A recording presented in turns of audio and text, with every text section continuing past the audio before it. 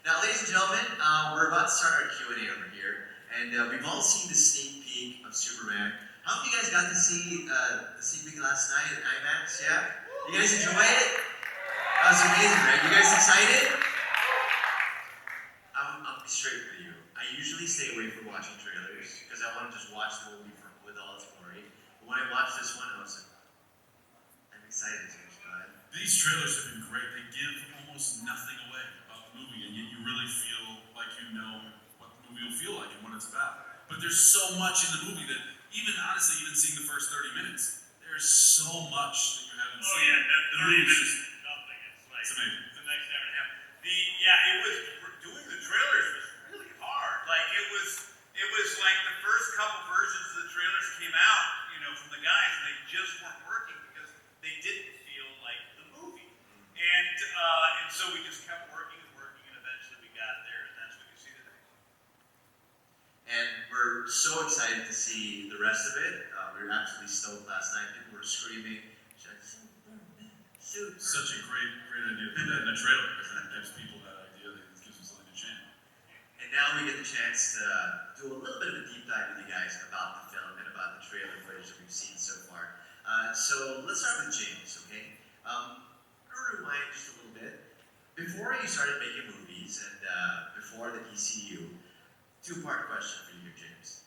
What did Superman mean to you when you're growing up or even as a young storyteller?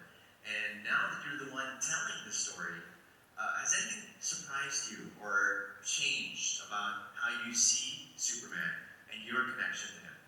Well, I always liked the character of Superman. I started reading Superman comics when I was 3 and 4 years old, and I loved a lot of superheroes, both DC and Marvel superheroes. But I do have to say, I'm sitting here today not because of my dream, but because of the dream of Peter Safran, who's right back there.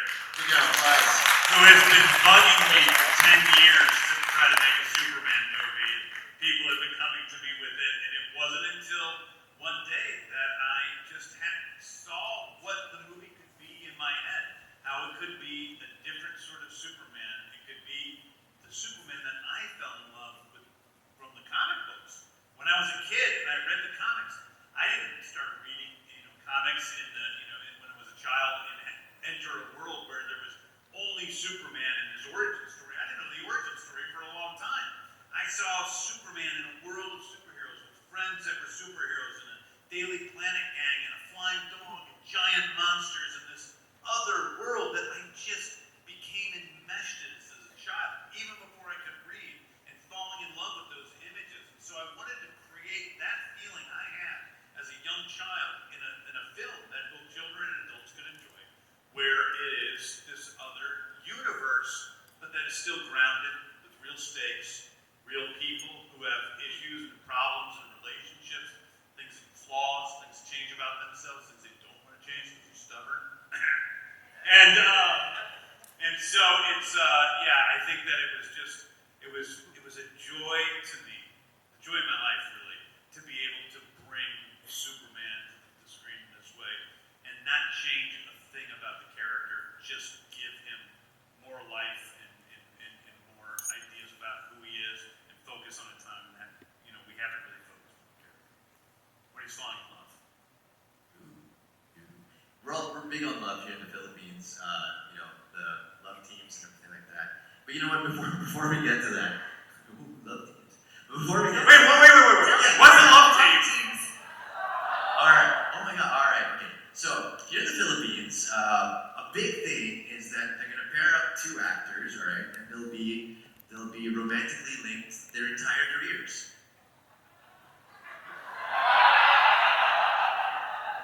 That's a love team. That's a love team. You are so Oh yeah. leaving her hanging right now. Alright, now before we touch on the love team aspect, right? I saw in an interview, James, that your directive for David as he was preparing was work on your shoulders and work on your vulnerability. Now, our question for you, David, is... I think he said that sentence just because he knew that it would be a good story. No, those were the two things she needed to work on. I didn't say it. It was just too good a line. I don't know, I just felt like it. It sounds awesome. That's your Instagram caption. But David, can you tell us a little bit about how you handle the Yeah, responsibility? well, a lot of side lateral deadlifts, and then you got to do your overhead shoulder press. Yeah. Well, so I started at the gym. The gym was the first place I started because soon after we had this conversation, the actors went on strike, and so James and I did not talk for several months, and we had no contact with the studio for several months, and so all I had was my own really decision. James had very kindly said, "You're in good shape, but I want you to work on your shoulders." So it sounded to me like a pretty, minor request. He didn't say, "Look, you're a skinny guy and you got to put on a lot of weight." But that was my thought. Was as in Christopher Reeve's words, "I've been a stringed bean my whole life, and Superman is not a stringed bean." And so I decided that I wanted to, as soon as I could, put on as much weight as I could reasonably and healthily. And I had sort of wanted to do that my whole life. I've always felt a little bit skinny, like I couldn't quite fill out a t-shirt, and so I was really excited about that. But in that new level of gym commitment, 5-6 days a week, 2.5 hours, 3 hours in the gym, which I'd never done before in my life, all my time was spent eating or thinking about eating or digesting or in the gym or sleeping after the gym. But in the gym, in my 90 minutes or 2 hour mark, I felt deeply alone because in that moment it is just you and the weights. And I had a great trainer, but he was only on FaceTime, so I could turn him off if I really needed to. But ultimately, when you take on a physical transformation like that, it's just you against your own mind, and whether you're going to get that extra rep in, or do that extra set, or stay those extra 20 minutes to do your shoulders at the end of a long push day. In that moment, you feel very alone, even while you're at the gym with other people. And so that was the first moment that I felt like I tapped into a central thing about Superman, which is that he struggles with feeling lonely and feeling isolated and alienated from the people he loves the most and the people he wants to be closest to. Lois and his colleagues at the Daily Planet and his adopted parents and his birth parents, and ultimately humanity. He wants desperately to be a part of them and be connected to them, and he knows and feels that he ultimately isn't quite like them and fears that he isn't connected to them.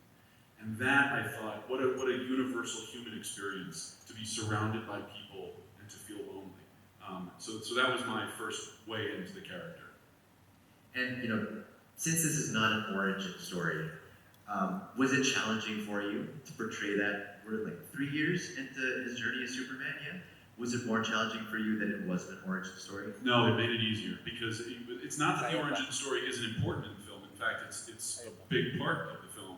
It's just that we didn't have to see it play out. In the same way that you don't have to see, when you start with a character that means something in the public consciousness, you don't have to explain that they were born at this time, in this place, and they, Oppenheimer was born. Yeah, exactly. Hey, we know his origin. So the origin story plays a central role in the character's development and his crisis in this film. But it's much more fun to just jump into the middle where you're getting your ass kicked and you got to get back to the fight. That's a really straightforward and easy thing to play as an actor. And then the next thing that happens is, breaks into his girlfriend's apartment, and then that's like, that's another great. It's a thing happening right now, and the stakes are about this moment and what's happening between us, and does she like me, or does she hate me, or is she going to let me off the hook or not? And as an actor, that is so much easier to play than, well, this moment's important because it's going to be important in 20 years when he finally becomes Superman. So I was very grateful to James for being willing to take that leap. Thank you so much. And speaking of the leap over to the girlfriend's, the owner of the apartment which you broke into, Rachel, you're playing a journalist in this one, probably the most famous journalist, fictional journalist ever. Can you please wave at all the journalists who are here as well? They love you. Now it is 2025, so how do you modernize Lois Lane in a world where the definition of journalist evolves rapidly? I've said it before.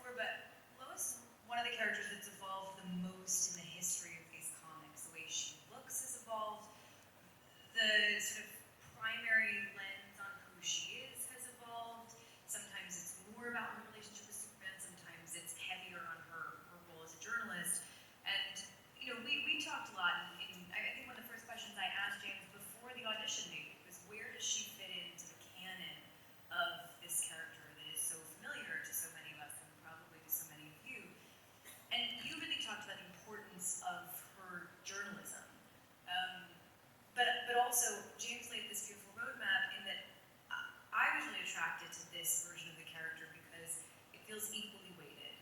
You have a superhero who has superpowers, and you have this character who's a superhero in her own right. She's an everyday superhero. And just like Superman, she's not knocked off balance very easily. She can logic her way around just about anything. She's 10 steps ahead of everyone else.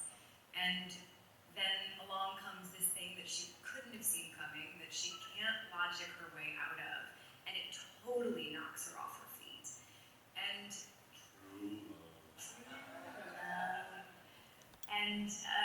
and as far as her modernism, I mean, we talked a little bit about what that would look like today. What it means to show up professionally to the office looks a little bit different today than it did even 10 years ago.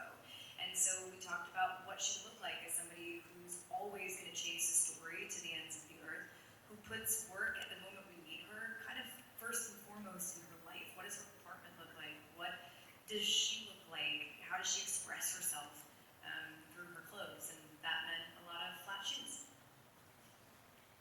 Was that a relief, the flat shoes? Oh my Yeah, God, we I was worried that she was going to be as tall as me. Sure. David insisted on it, actually. I remember there was a pair of boots that had a heel about this high. And David was like, I don't like the boots. I'm not feeling the boots. And I ended up in shoes that had absolutely no heel at all. And I spent the entire movie, literally looking up David's nose. Hence the hashtag look up. Yes, exactly. That's where it came from. Gotcha. Now, all right, so as a journalist, imagine you're Lois Lane right now, okay? You need to write a Put me headline. in, coach. If you were to write a headline about your visit here in Manila, what would that headline be? She's observing the room. Observing the room. See, this is why I don't play one. Wait, can I ask? Like asking me to fly across the room. Yeah. Sure. Can I phone a friend? Phone a friend, sure. Okay. Who's gonna pitch me the strongest headline? Oh, I like that. Anyone? What's the headline for our visit, for kicking off our tour here in Manila? Journalists, you're Who's got it? Journalists? Come on, rise to the occasion. This guy's thinking, I can see this guy. Someone has- The guy with the yellow shirt. I saw No, over here. no, Oh, no. yeah. MJ work for you. MJ. Take this mic. Oh, Take that one. thank you, Rachel. From Metropolis to Manila, Superman lands to steal Pinoy hearts. Hey. It's actually my follow headline tomorrow. That's That's what the headline. you do. Thank you very much. Yeah. I love how that worked out. It's a teaser for your thing tomorrow. Great job. Well done. But seriously, it's been so wonderful to be here, and you all have such great enthusiasm and energy, and the fans we had last night were fantastic. I've never experienced anything like this. This is my first tour like this, and what a way to start it. Yeah, and I was telling David, I was like, because he said that backstage, and I was like, you should definitely come back. They should come back. 2 days is too short to Maybe they'll come back. Maybe they will come back with the couples and Love to you. Love to you. Bring all the love teams. Now these guys write about the love teams. I think it's time for us to open up the floor for questions, and we're gonna go straight to the press, actually. So from the Philippine star, Charmaine Paculo. Hi, Charmaine. Woo! So, for everyone, what was that day like you said when David put on the Superman suit in front of the casting crew for the first time? Any memorable reactions or? Well, I know Nick Holt had he was like, his teeth were chittering, and he had these big puppy dog eyes, and like, oh my God, this is great, Superman's here. I think the cast and crew, David walked out, and he's got, the full regalia on, and people were like, just, wow. I remember, yeah, we had a couple of actors visiting us, and they were like freaking out, and it felt like Superman. It's like, every day with him on set, especially when we went out in public, it's like Santa Claus, right? So Santa Claus comes and every kid in the world, just brightens up. And that's what it was like with you. But for me, it was like, I don't know, the suit needs to be clipped there, I need to be changed here, I need to change this. Oh, the S symbol isn't exactly right, I gotta change the S symbol. So my experience wasn't quite as magical as everyone else. But every adult became a Like, I had those moments over and over and over again. I feel like I was gonna be so over it by the end of this, but I've told this story now so many times, but I'll never forget walking through, I don't think I can say where we were without spoiling anything, but we were walking through a field at night. It was like something out of a movie. The moon was a paid actor in this scene, and we were walking through this field. It had been a long day, and the Superman cape was floating in the wind. This is like 3/4 of the way through shooting. And I ran up to David and was like, dude, you're Superman. And he was like, yeah, I know. By that point. I feel like we all had those moments throughout shooting where every once in a while, just to the point when you start to get used to it, it suddenly feels real and every adult becomes a kid again. And we haven't seen the movie yet, but can only hope that everybody watching gets that same experience that we all had.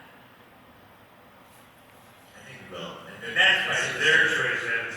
You invited them to see the movie, but they want to have a special experience at the world premiere, so they're going to do that. But you guys are invited to watch it before them.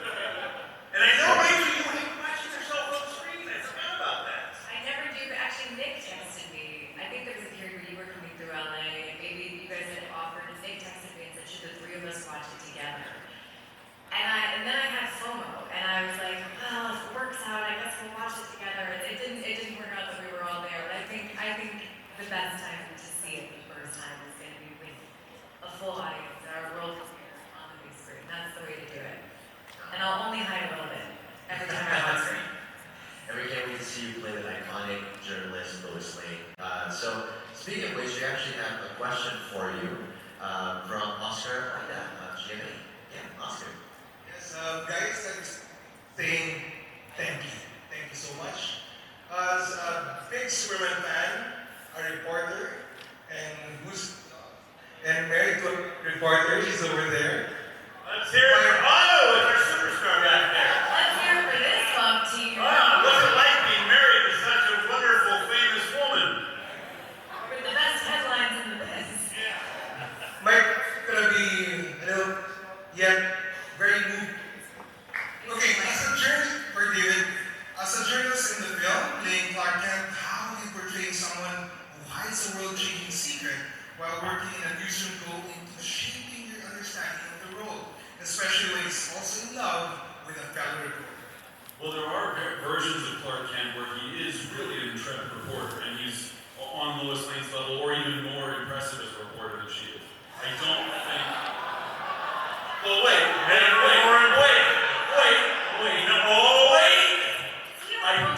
I don't think that's the version we were doing. In our version, Lois Lane is the star reporter, and actually on the day that we meet our characters, I think the idea is that Clark has gotten his first front page piece on that day.